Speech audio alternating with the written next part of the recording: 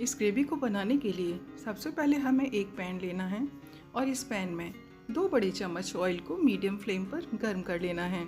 मैंने यहाँ पर मस्टर्ड ऑयल लिया है, आप कोई भी कुकिंग ऑयल यूज़ कर सकते हैं।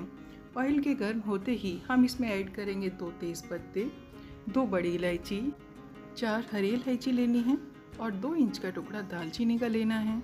मैंने यहाँ पर 4 लौंग ली हैं और 8 काली मिर्च ली हैं। मैंने 2 चक्र फूल लिए हैं। यदि चक्र फूल अवेलेबल नहीं है तो आप इनको स्किप कर सकते हैं। ऑयल के गर्म होते ही सभी मसालों को हम ऑयल में एक साथ ऐड करेंगे और अब लो फ्लेम पर इनको कुछ देर तक फ्राई करेंगे।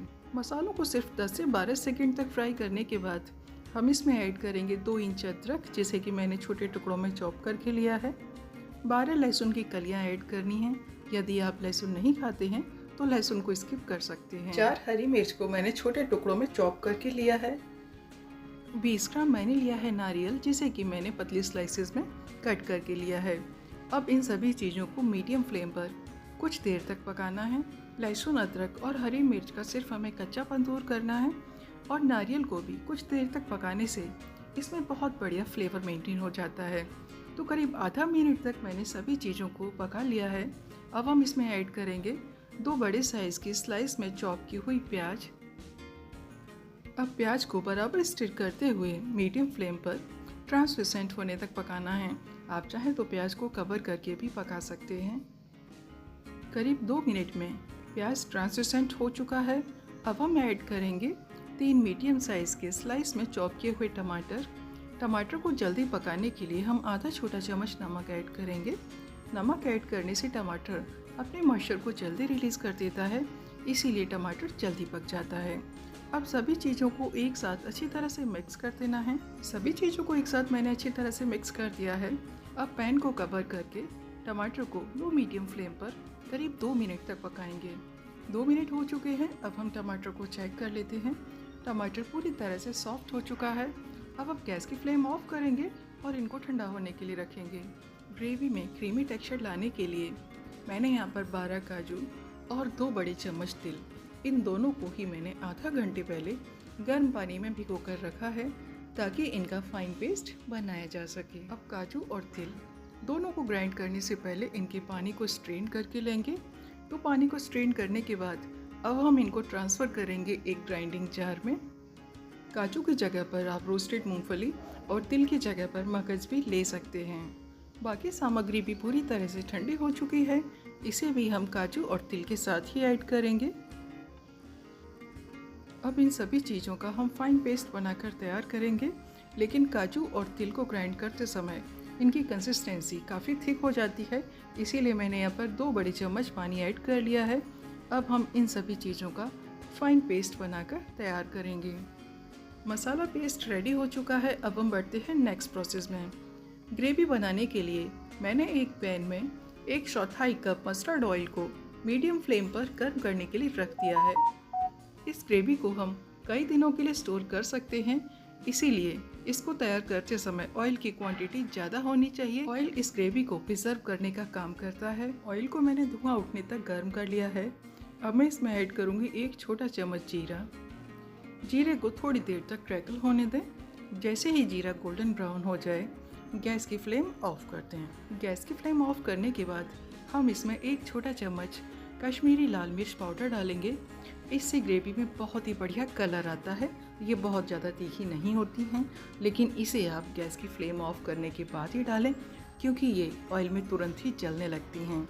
मिर्च डालने के तुरंत बाद ही इसमें मसाला पेस्ट ऐड करना है। अब गैस की फ्लेम को ऑन करने के बाद सभी चीज़ों को थोड़ा सा मिक्स करेंगे और इस समय गैस की फ्लेम को मैंने लो रखा है। अब मैं इसमें ऐड करूँगी आधा छोटा चम्मच हल्दी पाउडर, 1 छोटा चम्मच जीरा पाउडर, 2 छोटे चम्मच मैं ऐड करूँगी धनिया पाउडर। अब पूरी सामग्री को एक साथ अच्छी तरह से मिक्स करेंगे।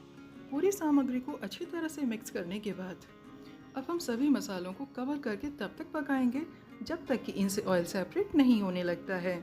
लेकिन कवर करके इनको पकाते समय बीच में इनको 1-2 बार स्टिर कर देना है ताकि मसाले जले नहीं। करीब 2 मिनट के बाद हम मसालों को चेक करेंगे।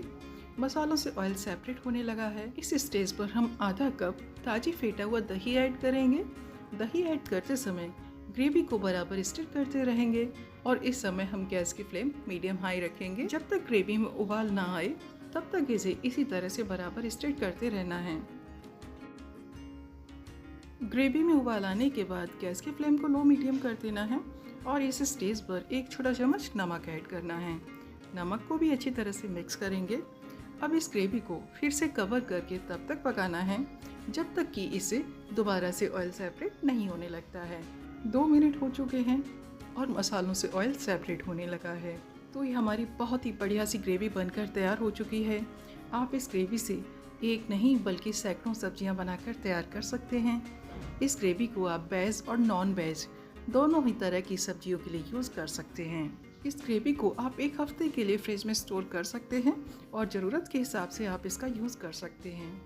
तैयार की गई इस ग्रेवी से आप मात्र 5-6 मिनट में बहुत ही डिलीशियस सब्जी बनाकर तैयार कर सकते हैं। इस ग्रेवी से सब्जी बनाने के लिए मैंने एक पैन में 2 बड़े चम्मच ऑयल को गर्म कर लिया है।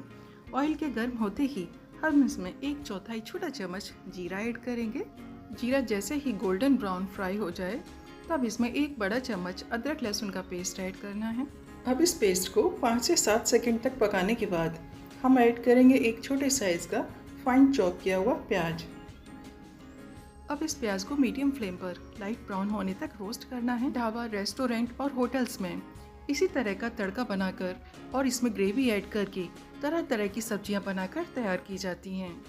प्याज के लाइट ब्राउन फ्राई होने के बाद अब हम गैस की फ्लेम लो करेंगे और 1/4 छोटा चम्मच हल्दी पाउडर ऐड करेंगे।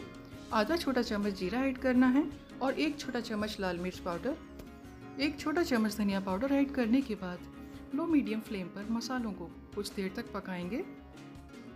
अभी हम ग्रेवी ऐड नहीं करेंगे क्योंकि ग्रेवी को हमने पहले से ही अच्छी तरह से पकाकर तैयार किया है। अब हम इसमें ऐड करेंगे पानी। पानी ऐड करने के बाद ही हम इसमें ग्रेवी ऐड करेंगे। इस तरह से पानी ऐड करने के बाद जब आप ग्रेवी ऐड करेंगे तो ग्रेवी ओवर कुक नहीं होगी और इसका टेस्ट बरकरार रहेगा। ज़रूरत के हिसाब से आप ग्रेवी ऐड कर सकते हैं। मैंने 3 बड़े चम्मच ग्रेवी यहाँ पर ऐड की है और इसे अच्छी तरह से मिक्स कर लिया है। अब मीडियम फ्लेम पर इस ग्रेवी को करीब 3 से 4 मिनट तक पकाएंगे। कुछ देर तक ग्रेवी को पकाने के बाद अब हम इसमें नमक ऐड करेंगे और इसी स्टेज पर हम ऐड करेंगे इसमें 200 ग्राम उबाले हुए चने। पूरी सामग्री को एक साथ अच्छी तरह से मिक्स करेंगे।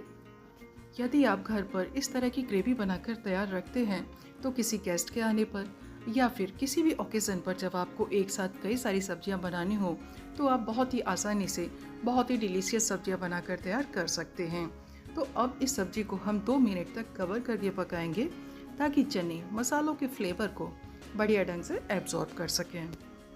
2 मिनट के बाद बहुत ही डिलीशियस छोला बनकर तैयार है और इसकी ग्रेवी भी बहुत ही ज़्यादा क्रीमी टेक्सचर की बनकर तैयार होती है।